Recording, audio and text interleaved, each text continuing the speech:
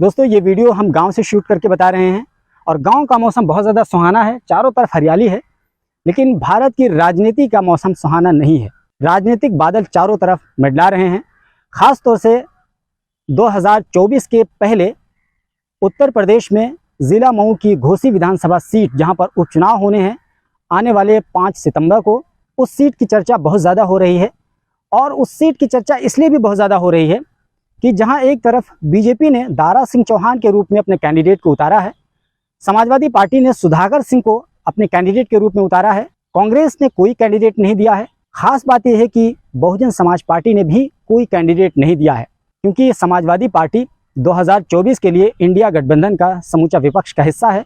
तो कांग्रेस का कोई भी कैंडिडेट ना देना समझ में आता है, लेकिन बीएसपी का यहाँ पर कोई कैंडिडेट ना देना क्या बीजेपी के लिए फ़ायदा पहुँचाएगा या समाजवादी पार्टी को फ़ायदा पहुँचाएगा? और क्या ये कोई 2024 के लिए चुनावी संकेत है? चुनावी समीकरण क्या कुछ बनेगा? इस पर इस वीडियो में हम आपको समझाने वाले हैं। दोस्तों आपको बता दें कि जब उपचुनाव होगा घोसी विधानसभा सीट पर, बीजेपी के कैंडिडेट दारा सिंह चौहान यहाँ पर ताल ठोक रहे हैं, समाजवादी पार्टी के सुधाकर सिंह ताल ठोक रहे हैं। तो एक तरीके से आप कह सकते हैं कि बीजेपी वर्सेस समाजवादी पार्टी है। क्या इसका मतलब इतना ही साफ है जितना दिख रहा है? बीजेपी वर्सेस, इसका मतलब उतना साफ नहीं है। इसलिए भी साफ नहीं है क्योंकि अगर हम जातिगत वोटर्स की संख्या की बात करें तो इस विधानसभा सीट पर सबसे ज़्यादा मुसलमान हैं, करीब 86,000 मुसलमान वोटर्स हैं। दूसरे नंबर पर करीब 71,000 दलित वोटर्स हैं और तीसरे नंबर पर करीब 56,000 यादव वोटर्स हैं और 52,000 राजभर वोटर्स हैं। इसी तरीके से करीब 45,000 चौहान वोटर्स हैं और 15,000 के करीब राजपूत वोटर्स हैं। इस जातिगत गणना के आधार पर अगर आप समझेंगे तो आप समझ पाएंगे कि समाजवादी पार्टी ने सुधाकर सिंह को अपना कैंडिडेट बनाया है, जो कि ठाकुर जाति से आते हैं।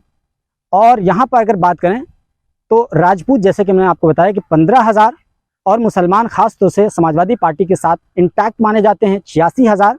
इसी तरीके से जो यादव वोटर्स हैं करीब 56,000। तो ऐसा लग रहा है कि समाजवादी पार्टी के कैंडिडेट का घोसी विधानसभा सीट पर पलड़ा भारी है।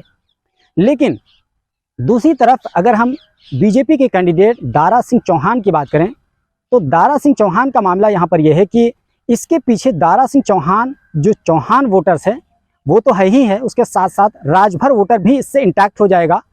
क्योंकि आपको पता ही है कि ओपी राजभर, जो कभी समाजवादी पार्टी के गठबंधन का हिस्सा थे, अब वो बीजेपी के साथ चले गए हैं और वो पूरा अपना दमखम लगाए हुए हैं दारा सिंह चौहान को जिताने के लिए।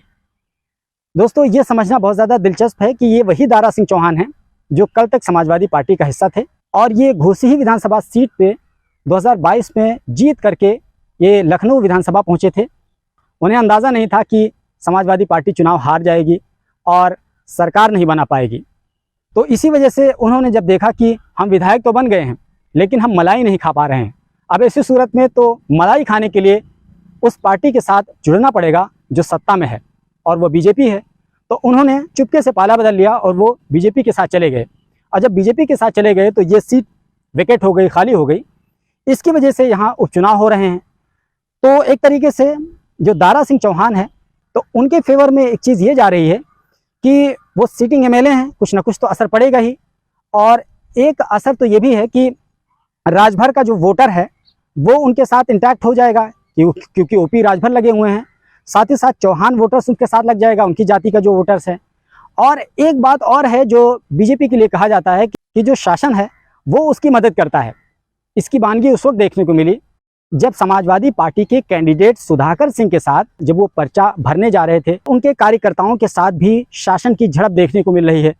ओपी राजभर, चौहान और शासन, ये तमाम चीज़ें मिला करके मदद करने का प्रयास कर रहे हैं दारा सिंह चौहान को जिताने के लिए। लेकिन जो एक तीसरी तिकड़ी थी दलित वोटर्स की, ये बहुत ही ज़्यादा इम्पॉर्टेंट फैक्टर है और ये निर्णायक भूमिका में होंगे, क्योंकि मायावती ने अपना कैंडिडेट घोषित नहीं किया है और करीब 71,000 दलित वोटर्स हैं इस विधानसभा की सीट पर। अब सवाल ये है कि क्या ये 71,000 दलित वोटर्स बीजेपी की तरफ जाएंगे या फिर समाजवादी पार्टी की तरफ जाएंगे? इस सवाल का जवाब देने से पहले आपको ये बता दें कि मायावती ने अपना कैंडिडेट आखिर घोषित क्यों नहीं किया। तो राजनीतिक जानकार ये बताते हैं कि दरअसल मायावती आने वाले 2024 के लोकसभा इलेक्शन में समूचा विपक्ष का जो गठबंधन है उसमें अपना कोई एक स्पेस तलाश कर नहीं है। शायद इसी वजह से उन्होंने ये संकेत देने का प्रयास किया है कि यदि ये सक्सेस रहे समाजवादी पार्टी के कैंडिडेट यहाँ पर, तो फिर वो एक तरीके से बीजेपी के खिलाफ जाएंगी, लेकिन अगर ये सक्सेस नहीं रहा तब फिर वो आसानी के साथ बीजेपी की तरफ शिफ्ट कर सकती हैं या न्यूट्रल होकर के चुनाव लड़ेंगी, ना इधर जाएंगी ना उधर जाएंगी, क्योंकि उन्होंने कह दिया है कि हम किसी के साथ 2024 में नहीं रहेंगे। इसके अलावा जो दूसरी बात थी वो ये थी कि ये जो दलित वोटर्स हैं क्या वाकई में समाजवादी पार्टी को वोट देंगे। तो जानकार ये बताते हैं, जो ग्राउंड सतह पर काम करते हैं वो ये बताते हैं कि जो दलित वोटर्स होते हैं वो आम तौर पर मायावती के साथ इंटैक्ट होते हैं, यानी बीएसपी के साथ चले जाते हैं। लेकिन अगर बीएसपी अपना कोई कैंडिडेट नहीं खड़ा करती हैं, उसके जो वोटर्स हैं वो बीजेपी के लिए भी वोट कर देते हैं। जैसा कि 2022 में देखा गया था कि 10% बीएसपी का वोट शिफ्ट होकर के बीजेपी की तरफ चला गया है। इसलिए ये कहना आसान नहीं है कि दरअसल बीएसपी के वोटर्स हैं वो हर हाल में समाजवादी पार्टी के कैंडिडेट ही की तरफ जाएंगे। इसी वजह से ये चुनावी खिचड़ी बहुत ही ज़्यादा टेढ़ी है और समझ में नहीं आ रहा है कि बीजेपी का गठबंधन जीतेगा या फिर समाजवादी पार्टी का गठबंधन जीतेगा। तो इस तरीके से समाजवादी पार्टी और बीजेपी एक दूसरे के सामने हैं, लेकिन ये घोसी का विधानसभा जो चुनाव है वो केवल चुनाव नहीं है, बल्कि 2024 के लिए एक लिटमस टेस्ट के तौर पर देखा जा रहा है। और ये जांचने का प्रयास किया जा रहा है कि क्या समाजवादी पार्टी का कैंडिडेट बीजेपी के खिलाफ कामयाब हो पाएगा। अगर कामयाब हो गया तो दो बातें हैं। एक बात तो ये है कि ओपी राजभर का एक तरीके से सफाया हो जाएगा, और इसलिए भी सफाया हो जाएगा कि ओपी राजभर प्रयोगशाला में है। बीजेपी प्रयोग करना चाह रही है कि क्या ओपी राजभर का कुछ प्रभाव है, उनको लेकर के कुछ रिस्क लिया जा सकता है उत्तर प्रदेश में खास तौर से। अगर यहाँ पर हार गए बीजेपी का कैंडिडेट तो समझिए कि ओपी राजभर का सफाया हो जाएगा, दारा सिंह चौहान की खिचड़ी खत्म हो जाएगी। उसके साथ साथ बीजेपी का एक और नुकसान होगा, वो नुकसान ये होगा कि अब वो सोचना पड़ेगा बीजेपी को कि जो समाजवादी पार्टी ने एक फार्मूला दिया था पटना में और ये कहा था कि लोकसभा की सीटों पर 2024 में 400 सीटों पर बीजेपी के मुकाबले में समूचा विपक्षी गठबंधन का 1/1 होना चाहिए। अगर ये फार्मूला घोसी में कामयाब हो पाता है तो ये समझ लीजिए कि यही फार्मूला फिर 2024 में आजमाया जाएगा, और अगर वो फार्मूला आजमा लिया गया 400 सीटों पर तो फिर समझ लीजिए कि बीजेपी के लिए राहें आसान नहीं होंगी।